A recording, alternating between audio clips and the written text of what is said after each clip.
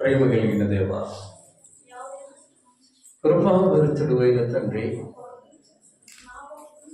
మా యేసుక్రీస్తు ప్రభువా, నువ్వు సర్వాధికారివైన సర్వశక్తి కలిగిన దేవుడు తండ్రి, సమస్తము సమకూర్చే తండ్రినైనా స్తోత్రం.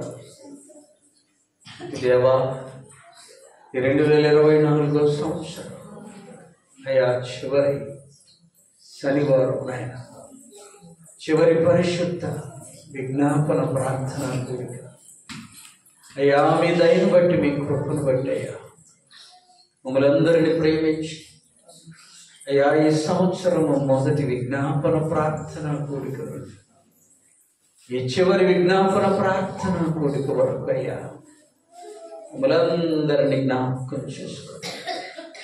అయా మమ్మలను కనికరించి అయా మమ్మలందరినీ మీ కృపతో జ్ఞాపకం చేసుకోండి.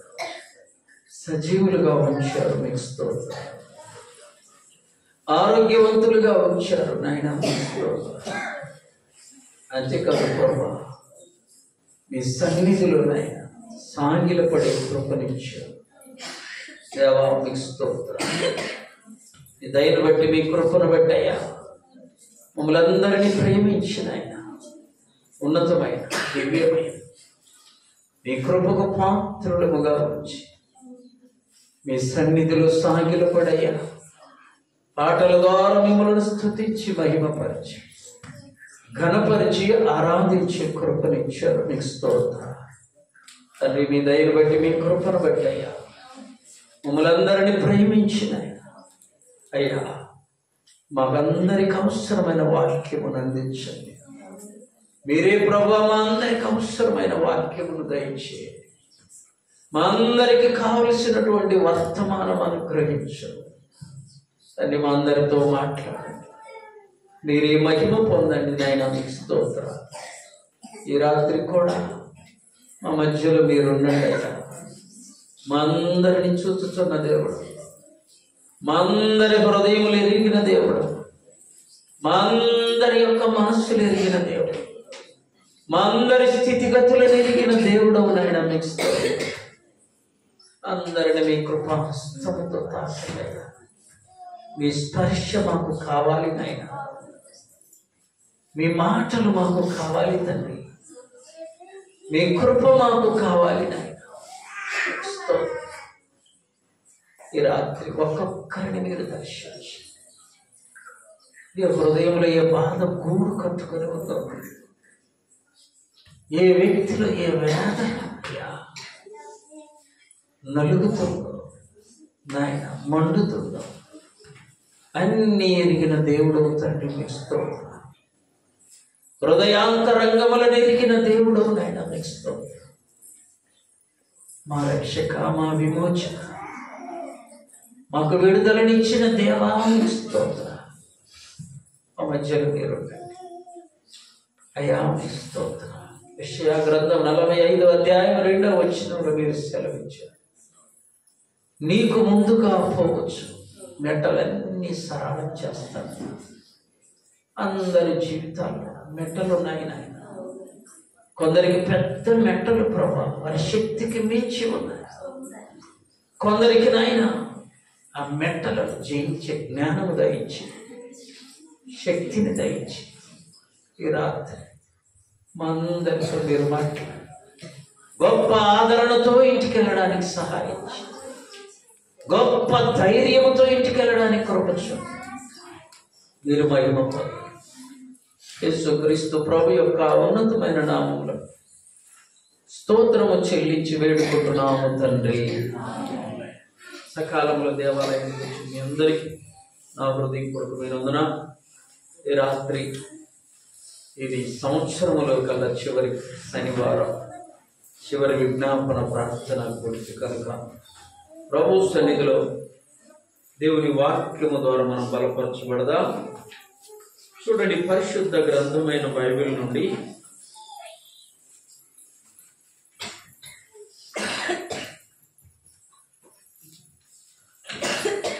ఇరవై 29వ కీర్తన 11వ చరణం. యెహోవా తన ప్రజలకు బలమును అనుగ్రహించును. ఆమేన్.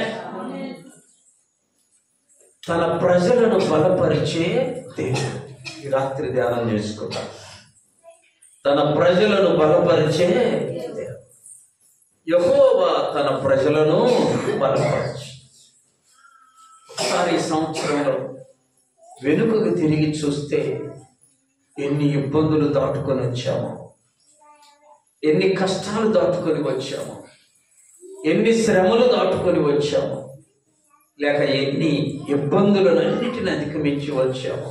కొందరి జీవితాల్లో, మరికొందరి జీవితాల్లో ఎంతగా దేవుని కృప ఉండి ఆదరించిందో, ఈ చివరి విజ్ఞాపన ప్రార్థన కోరికకు నడిపించిందో, దానంతటికి కారణం దేవుడు మనలను బలపరచుట. ఆమేన్. దేవుడు బలపరిస్తేనే ఈ సంవత్సర కాలం ప్రభుత్వం ఉండగలిగారు. కాబట్టి దేవుడు తన ప్రజలను బలపరుస్తాడు. తన ప్రజలను బలపరిచే. చూడండి, దేవుని బలము లేకుండా మన శక్తో, మన భక్తో, మన బలము అని అనుకుంటే చాలా పొరపాటు. దేవుని బలం ఉంటేనే మనము ఈ లోకంలో ఎంతవరకు జీవిస్తున్నామని జ్ఞాపకం చేసుకోవాలి. బైబిల్లో దేవుడు కొంతమంది భక్తులను బలపరిచారు. ఆ విషయాలు మనము ధ్యానం చేసుకుందాం. మొదటగా ఆదికాండం 17వ అధ్యాయం 17వ వచనం. ఆదికాండం 17:17. అప్పుడు అబ్రహాము సాగిలపడి నవ్వి 100 ఏండ్ల వారికి సంతానము కలుగునా, 90 ఏండ్ల శారా కనునా అని మనస్సులో. ఇది సాధ్యము, మన బలముతో అయితే ఇది సాధ్యము. అబ్రహాము అనుకున్నాడు, అయ్యా నాకు 100 ఏళ్ళు అవుతుంది వయసు. 100 ఏళ్ల వయసులో నేను కుమారుణ్ణి ఎలా పొందగలను? 90 ఏళ్ల శార ఎలా ప్రసవిస్తుంది అని అనుకున్నాడు. అంటే అబ్రహాము ఆలోచన ఏంటంటే, ఈ కార్యం చేయాలంటే మా బలము చెప్పాలి.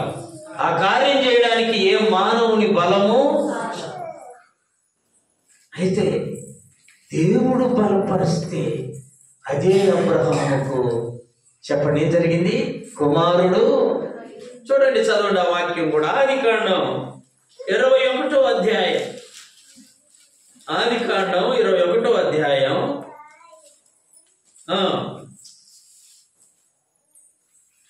5-6 వచ్చిన. అబ్రహాము కుమారుడైన ఇస్సాకు అతనికి పుట్టినప్పుడు అతడు, అబ్రహాం గారు ఏమనుకున్నాడు? అయ్యా 100 ఏళ్ళోడికి ఎలా సంతానం, 90 ఏళ్ళ ఆమె ఎలా ప్రసవిస్తుందయ్యా?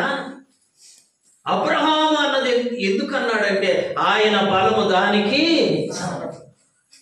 ఆయన ద్వారా కార్యము జరగదు. కానీ దేవుడు బలపరిచాడు అబ్రహాం. అది గుర్తుపెట్టుకోవాలి.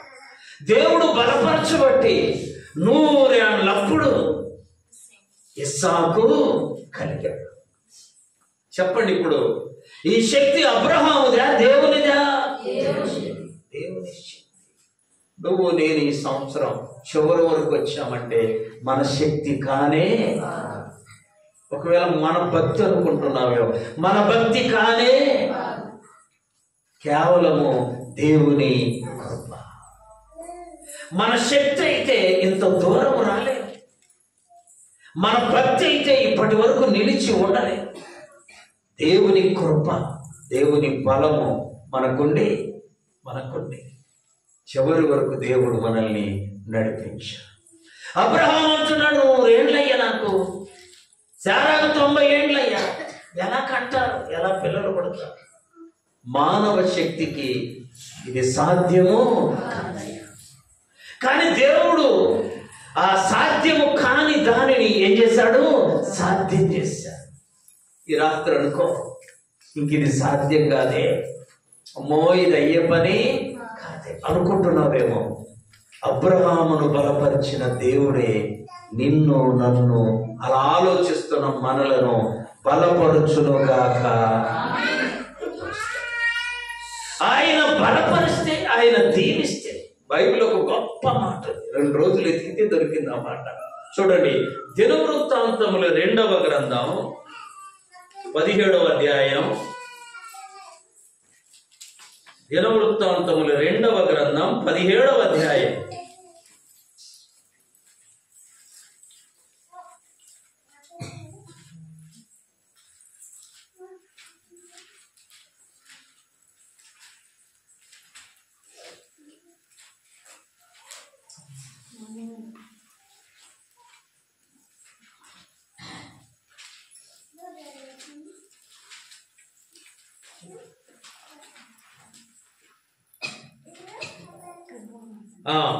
మొదటి దినవృత్తాంతములు 17వ అధ్యాయం చివరి వచనం. యెహోవా నీవు ఆశీర్వదించిన ఎడల, చెప్పండి, అది ఎన్నటికి, మళ్ళా చదువుదాం అందరం. యెహోవా నీవు ఆశీర్వదించిన ఎడల అది ఎన్నటికి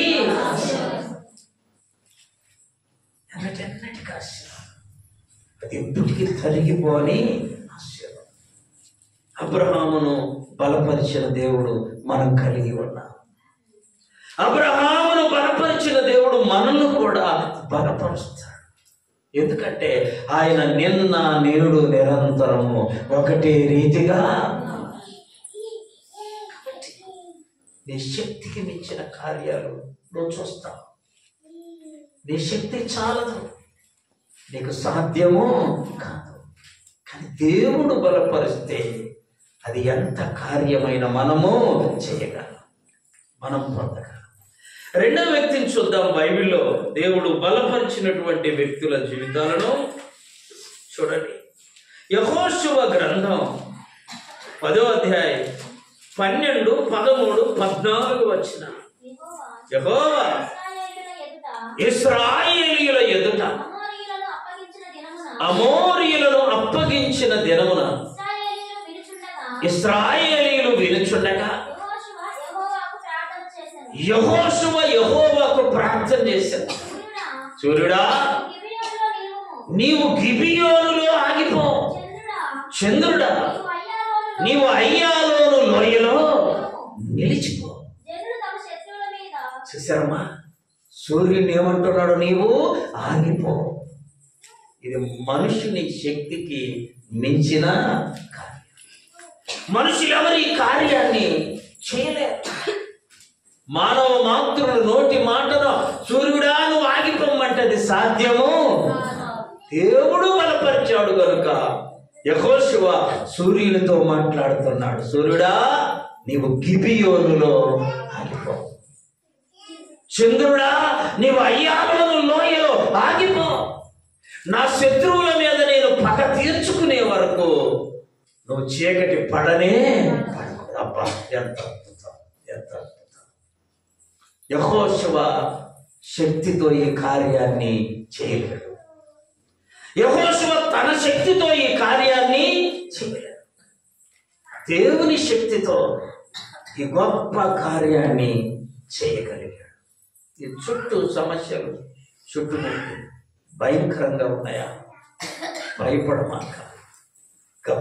గబ్బగీని చీకటి, భయంకరమైన కటిక చీకటి అంటారే, అది నీ చుట్టుముట్టి కళ్ళు కనపడని పరిస్థితి వచ్చిందా? భయపడమాక. యెహోషువను బలపరిచి యెహోషువ జీవితంలో అద్భుత కార్యం జరిగించిన దేవుడు ఈ రాత్రి మన జీవితంలో కూడా అద్భుత కార్యాన్ని చేయునుగాక. చూడటానికి మనలాంటి మానవుడే, కానీ ఒకనాడల్లా చదువు మా మాట, ఒకనాడల్లా ఉంది బైబిల్లో. ఒకనాడల్లా సూర్యుడు ఆకాశమందున నిలిచి ఇంచుమించు ఒకనాడల్లా పొద్దు గుంకనే. చూసారా అమ్మా, ఆ దేవుణ్ణి మనం ఆరాధిస్తున్నాం. చప్పట్లు కొట్టి ప్రభువును మహిమపరచాలి. అంత గొప్ప కార్యాలు చేసిన దేవుణ్ణి మనం కలిగి ఉన్నాం. కాబట్టి కొన్నిసార్లు మన జీవితాల్లో అద్భుతాలను చూస్తాం. ఒకవేళ ఇప్పటికీ నీకు అనుభవం లేదా, ఈ రాత్రి ప్రభువును అడుగు. అబ్రహాము జీవితంలో శక్తికి మించి కార్యం చేసిన దేవా, నా జీవితంలో కూడా ఈ కార్యము చేయాలి. యెహోషువ శక్తికి మించి కార్యం చేసిన దేవా, మా జీవితంలో కూడా అట్టి కార్యం చేయి దేవా అని ప్రభువును అడుగు. ప్రభువు తప్పనిసరిగా సహాయం చేసి నీ జీవితంలో కూడా నీవెన్నడూ చూడని, నీవెన్నడూ ఎరుగని, నువ్వెన్నడూ కనుగొనని అద్భుతాన్ని నీ కళ్ళకు చూపిస్తాడు. ఆమేన్. మూడవ వ్యక్తిని చూద్దాం. బైబిల్లో దేవుడు బలపరిచిన మూడవ వ్యక్తి చూడండి. నిర్గమకాండం 14వ అధ్యాయం 29వ వచనం. అయితే ఇశ్రాయేలీయులు ఆరిన నేలను సముద్రము మధ్య ఉన్నప్పుడు ఆ నీళ్లు వారికి కుడి ఎడమ ప్రక్కన వాడవలే ఉండెను. చప్పట్లు కొట్టి ప్రభువును మహిమపరుస్తారు. ఇశ్రాయేలీ ఈ ఒడ్డు నుండి ఆ ఒడ్డుకి వెళ్ళాలి. మధ్యలో ఏముందమ్మా? పెద్ద సముద్రం. దాని పేరు ఎర్ర సముద్రం. ఇశ్రాయేల్ దేశం పోతే ఇప్పుడు కూడా చూడవచ్చు. మనం ఇశ్రాయేల్ దేశానికి వెళ్తే ఇప్పుడు కూడా ఎర్ర సముద్రము ఉంది, తెలుసా? ఇశ్రాయేలీల దరికి వెళ్ళాలంటే మధ్యలో సముద్రం. కొన్నిసార్లు సముద్రము వంటి సమస్యలు నీ ముందుంటాయి. ఇశ్రాయేలీల ముందున్న సముద్రాన్ని దేవుడంట ఆరిన నేలగా చేశాడు. ఆరిన నేలగా మారిస్తే ఆ ఆరిన నేలలా ఉన్నటువంటి ఆ వైపున ఈ వైపున నీళ్లు గోడవలే మారిపోయాయి. నీళ్ళు ఏమయ్యాయి? నిన్ను ముంచి వేస్తాడు అనుకుంటున్నావే సమస్య, అది నీకు రక్షణగా నిలుస్తుంది. ఆమేన్. నీవు అందులో మునిగిపోతానేమో అనుకుంటున్నావేమో, దేవుడు నిన్ను మునగనేవాడు. ఆమేన్. ఒక మర్మం చెప్పనా? యేసు ప్రభు వారు వాడలో వెళుతుంటే ఆ వాడలో వెళ్ళేటువంటి ఆ తరుణంలో ఆ వాడతో పాటు అనేకమైన కొన్ని వాడలు వచ్చాయి. వస్తే తుఫాను వచ్చింది కదా, ఈ వాడ మీదే వచ్చింది, మిగిలిన వాడల మీద. ఆ వాడ మునిగిపోలేదు. ఎందుకో తెలుసా? ఆ వాడలో ప్రభువు ఉన్నాడు. నువ్వు నేను ప్రభువును కలిగి ఉంటే మునిగిపోము. సముద్రం నిన్ను ముంచజాలదు. ఆమేన్. సముద్రము వంటి సమస్య నీకు అడ్డుగా ఉందా? నీ ఎదురుగా ఉందా? అయ్యో దీన్ని నేనేం చేయాలి? ఇది కష్టమే, నా శక్తి చాలదే. దేవుడు మోషేను ఇశ్రాయేలీయులను బలపరిచినట్లే నన్ను కూడా బలపరిచి సముద్రాన్ని చీల్చే. ఎర్ర సముద్రం పాయలుగా అయిపోయింది. ఆరిన నేల మీద తన ప్రజలు నడిచారు. అంతేకాదు, నీళ్లు ఆ వైపున ఈ వైపున గోడలాగా మారిపోయాయి. చూడండి, నీకు ఒకవేళ సముద్రం వంటి సమస్య ఉంది, ముందు నుయ్యి వెనక గొయ్యి లాంటి పరిస్థితి ఉందేమో, ప్రభు ఈ రాత్రి నీకోసమే ఈ మాట చెప్తున్నాడేమో. సముద్రాన్ని చీల్చిన దేవుడు నీ సమస్యను కూడా చీలుస్తాడు. సముద్రాన్ని ఆరిన నేలగా మార్చిన దేవుడు నీకు కూడా ఉన్న సమస్యను నెమ్మదికరంగా చేయునుగాక. అద్భుతం. దేవుడు బలపరిస్తే ఆ కార్యం జరిగింది.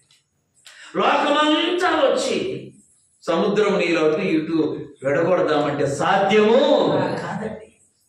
దేవుడు బలపరిస్తే ఓరకనే నిలబడి చూస్తున్నారు. ఆ ఎర్ర సముద్రము రెండు.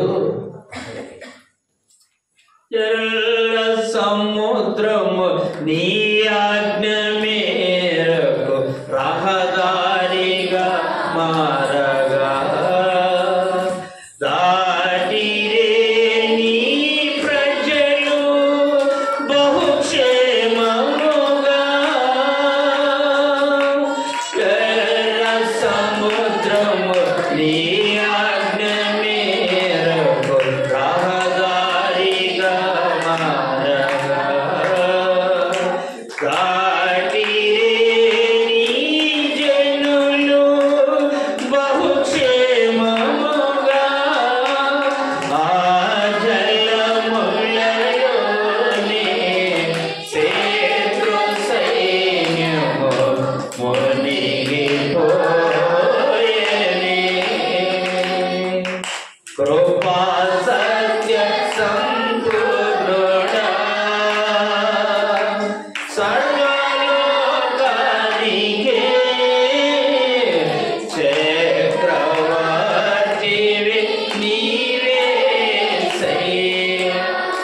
బట్టి దేవుణ్ణి కలిగి ఉన్నాను.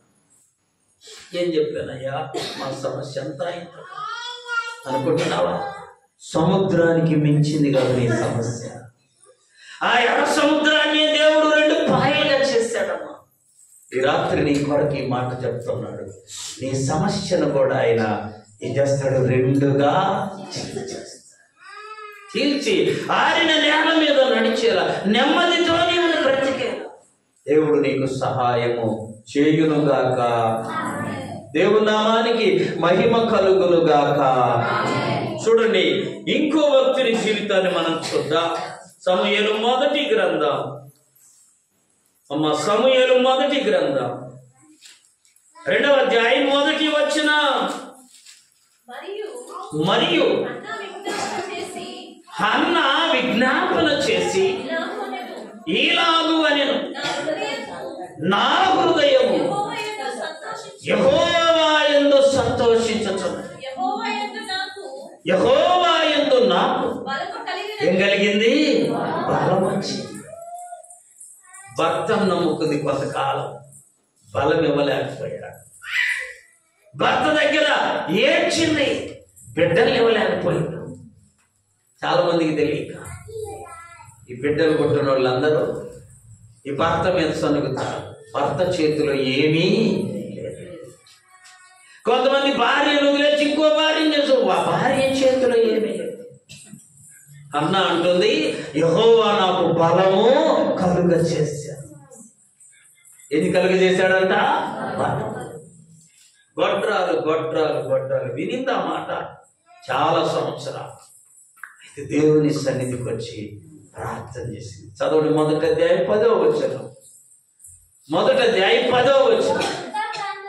బహు దుఃఖాకురాలై వచ్చి యెహోవా సన్నిధిని ప్రార్థన చేయించు, బహుగా ఏడ్చుచు, సైన్యములకు అధిపత్యగు యెహోవా నీ సేవకురాలనైన నాకు కలిగిన శ్రమను చూసి నీ సేవకురాలనైన నన్ను జ్ఞాపకం చేసుకొని నాకు మగపిల్లనే అడిగింది. ఏదో ఒక పిల్లని అనుకోవద్దు. మా ఇంట్లో అక్కడ ఒక ఆమె అద్దె కొడుతుంది. అమ్మా పాపం భర్త వదిలేశారు. అదే ఇంటి పక్కన ఇంకొక ఇంట్లో కుంటి ఆయన, గుడ్డి ఆయన, కుంటి ఆమె భార్య భర్త. చెప్పండి ఎవరెవరు? కుంటి ఆమె, గుడ్డి ఆయన. వాళ్ళకి వెళ్ళి చూసి ఏమంటది, ఇట్టా కూడా నాకు లేకపోయింది, గుడ్డోడన్నా. భలే నవ్వు వస్తుంది. అంటే గుడ్డోడైనా సరే ఏం కావాలనుకుంటుంది? కుంటి ఆమెకు దొరికిండే నాకు దొరకలేదు. నేనేం చేస్తాను, ఎవరేం చేస్తారు కదండి.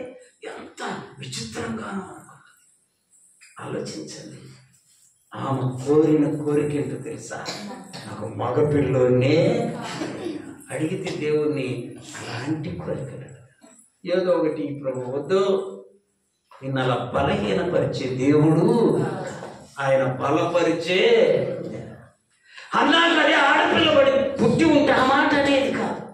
కొడుకు పుట్టాడు కాబట్టి ఏమంటుంది? నన్ను బలపరిచాడు, నా యెహోవా నాకు బలమును అనుగ్రహించి. దేవుని యొక్క మహాకృపను బట్టి అద్భుతమైన హన్నా జీవితాన్ని చూసారా? ఎంత కష్టం. 2వ అధ్యాయం అంతా స్తుతులే. చదవమా 7వ వచనం. యెహోవా దారిద్ర్యమును ఐశ్వర్యమును కలుగజేయువాడమ్మా. ఆయన కృంగజేయువాడును లేవనెత్తువాడంట. చూసారా?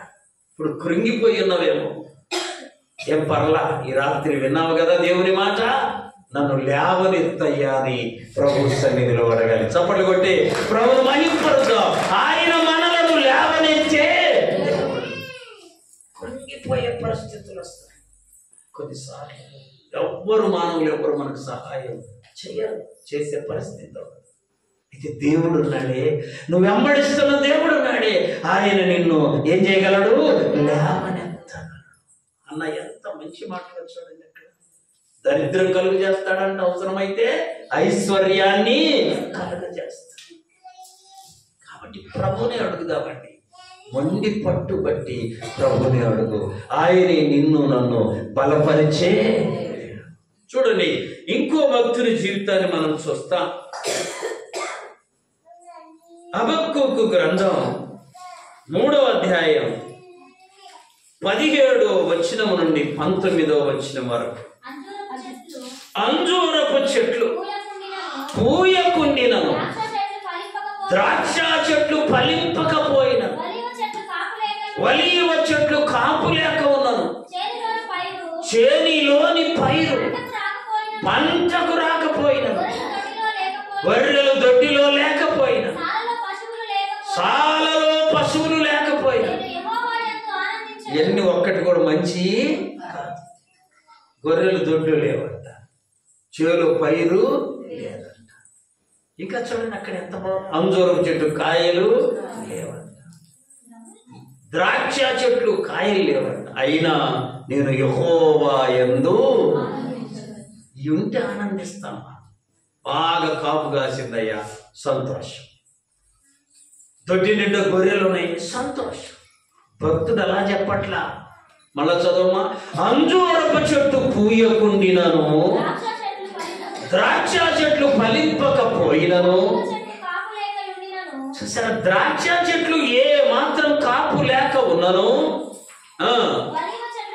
ఒలీవ చెట్లు కాపు లేక ఉన్నను, చేనిలోని పైరు పంటకు రాకపోయినను, గొర్రెలు దొడ్డిలో లేకపోయినను, చాలలో పశువులు లేకపోయినను, నేను దేవుని యందు ఆనందిస్తాను. ఆమేన్. చూసారా, దేవుని యందు ఆనందించు. ఇవేవి లేవంట, అన్ని ఉంటేనే మనము ఆనందిస్తాం.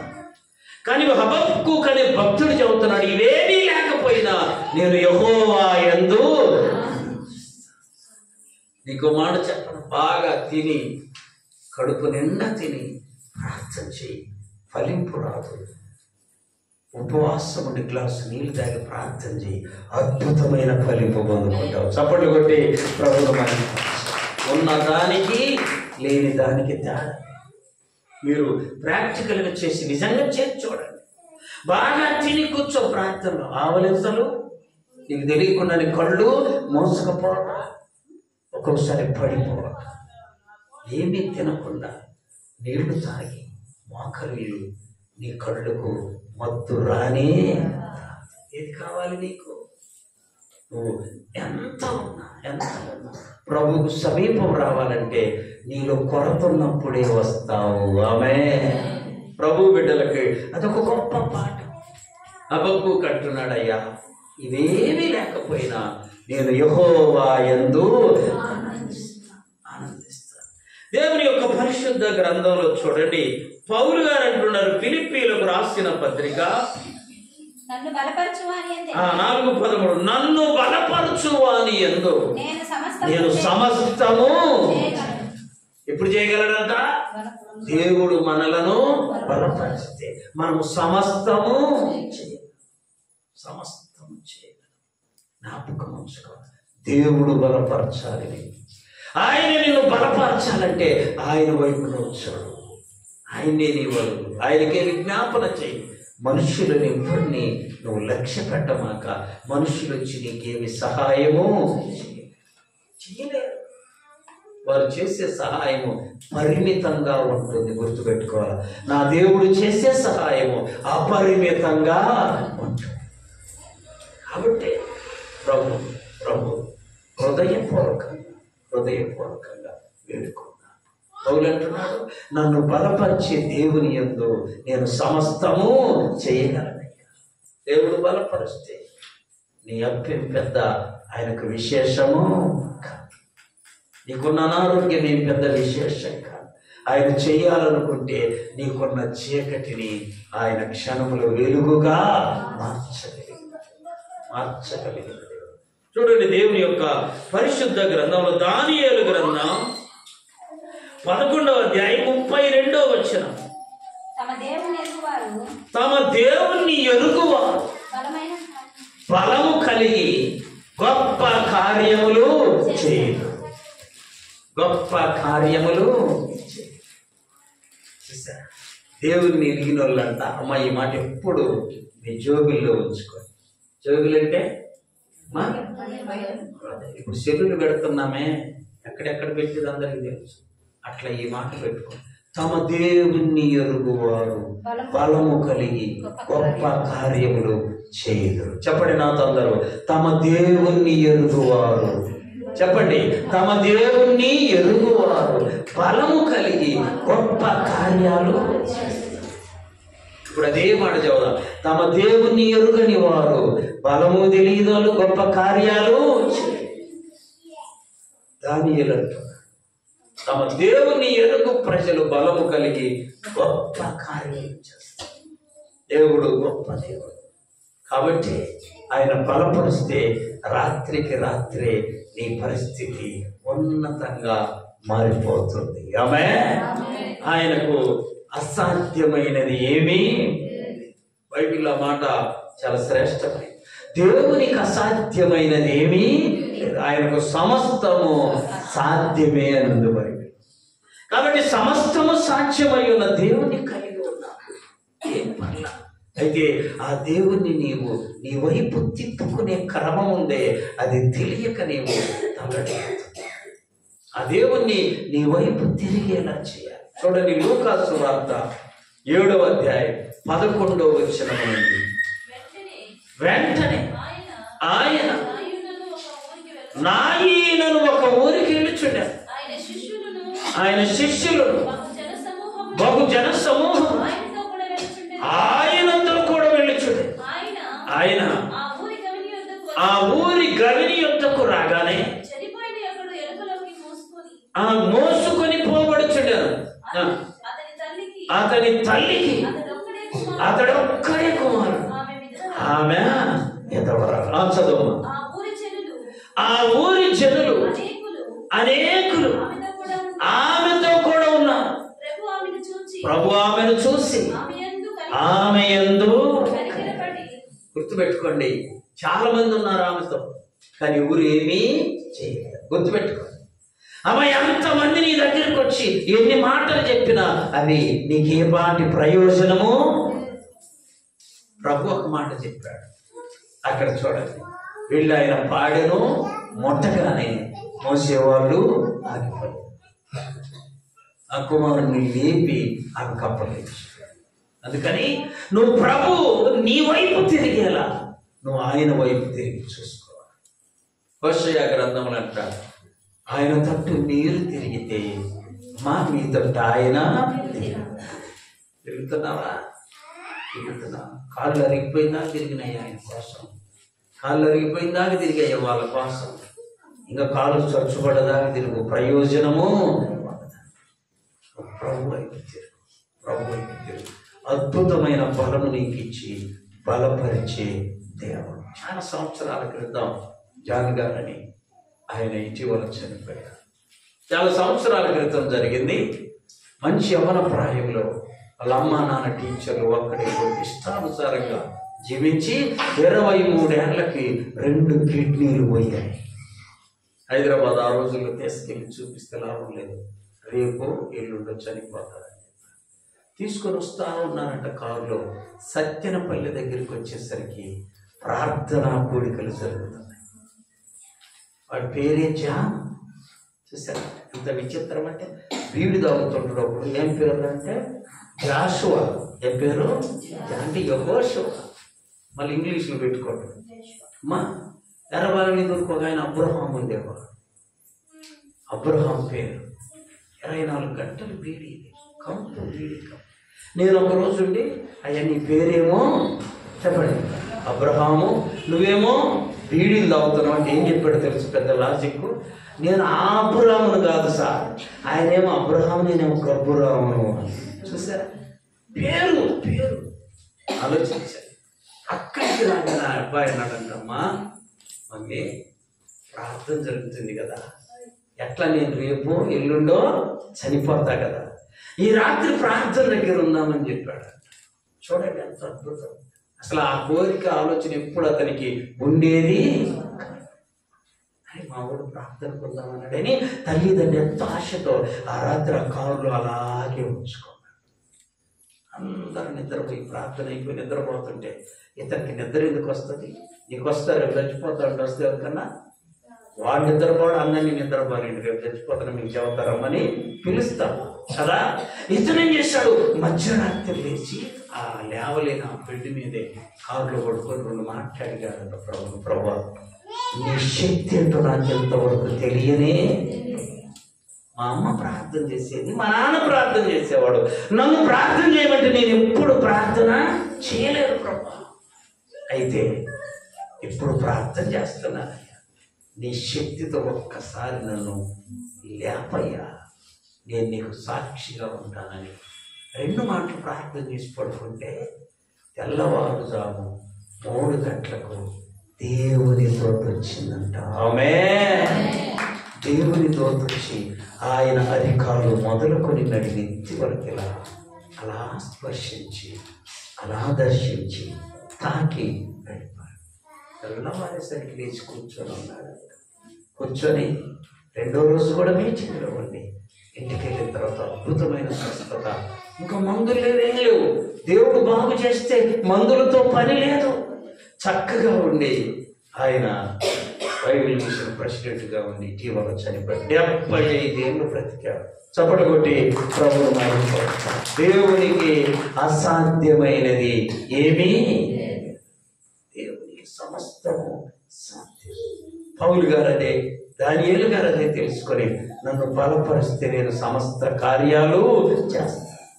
దానియేలు గారు అంటున్నాడు, తమ దేవుని ఎరుగువారు బలము కలిగి గొప్ప కార్యాలు చేస్తారు. చూడండి, యెషయా గ్రంథంలో కూడా దేవుడు ఒక మాట సెలవిస్తున్నాడు.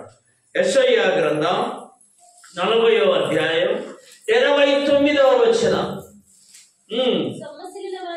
సొమ్మసిల్లిన వారికి బలమిచ్చువాడు. ఈ మాటలో జోబులు ఉంచుకోడు, జోబులో ఉంచుకో. ఏ మాట ఇది? సొమ్మసిల్లిన వానికి చెప్పాలి బలమిచ్చే. ఇంకా చదువు. శక్తిహీనులకు బలాభివృద్ధి కలుగ చేయు. సొమ్మసిల్లేవా? ఏడ్చి ఏడ్చి ఏడ్చి ఏడ్చి కొంతమంది సొమ్మసిల్లుతారు. అమ్మా నువ్వు అనుకుంటున్నావేమో ఈ పని ఎవరు చేయాలి, నేనే ఇంత వచ్చానని. అంతే 2 అంతల ఆశీర్వాదం కూడా దేవుడు నీకు సిద్ధపరుస్తాడు. ఆమేన్. సొమ్మసిల్లిన వానికి బలమునిచ్చే. నెహెమ్యా గ్రంథం చూడండి, నెహెమ్యా గ్రంథం 8వ అధ్యాయం 10వ వచనం. ఎజ్రా, ఎస్తేరు, నెహెమ్యా అక్కడ ఉంటారు. నెహెమ్యా గ్రంథం 8వ అధ్యాయం 10వ వచనం.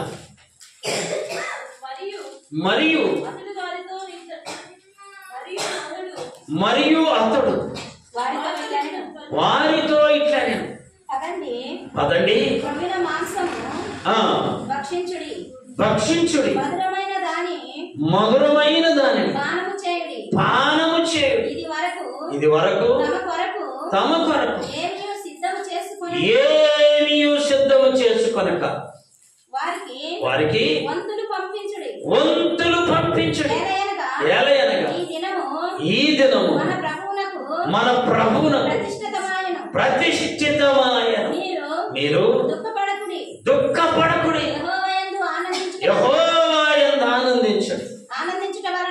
ఆనందించుట వలన మీరు బలమును. దావీదు జీవితంలో కూడా అమ్మా అనేక మార్లు ఇబ్బందులు వచ్చాయి.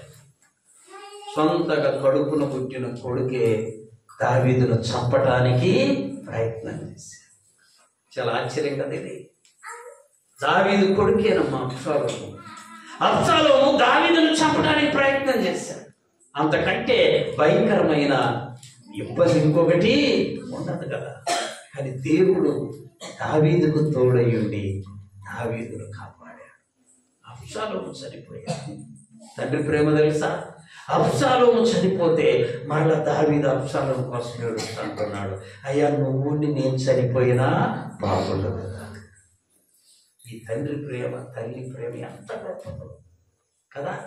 ఇప్పుడు చూడండి, పిల్లోడికి విరోచనాలనుకో, లేక పిల్లోడికి అనారోగ్యం అనుకో, దగ్గరికి వెళ్తే స్మెల్ వస్తూ ఉంటే తల్లి అలా వదిలేదు, వాడిని అలాగే ఎత్తుకుంటుంది, వాడి ప్రక్కలు అలాగే పడుకుంటుంది, వాడిని అలాగే ఆదరిస్తుంది.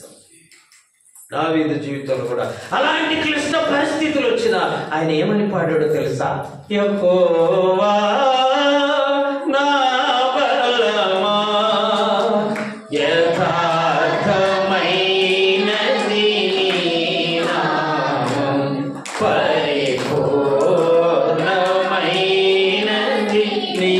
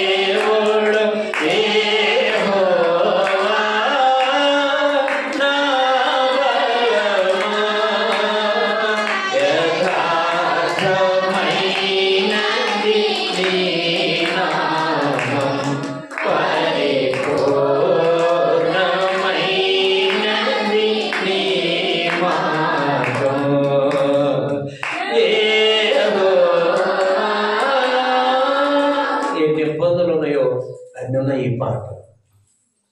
అన్ని రకాల ఇబ్బందులు ఉన్నాయి ఈ పాటలో, అన్ని రకాల విడుదల కూడా ఉంది. కాబట్టి ప్రభు మనల్ని బలపరిస్తే ఎంత కార్యమైనా చేస్తాం. ప్రభు మనల్ని దీవిస్తే అది అన్నటికీ దీవెనగా ఉంటుంది. అట్టి కృప దేవుడు మనందరికీ దయచేయునుగాక. మోకరించండి, ప్రార్థన చేసుకుందాం.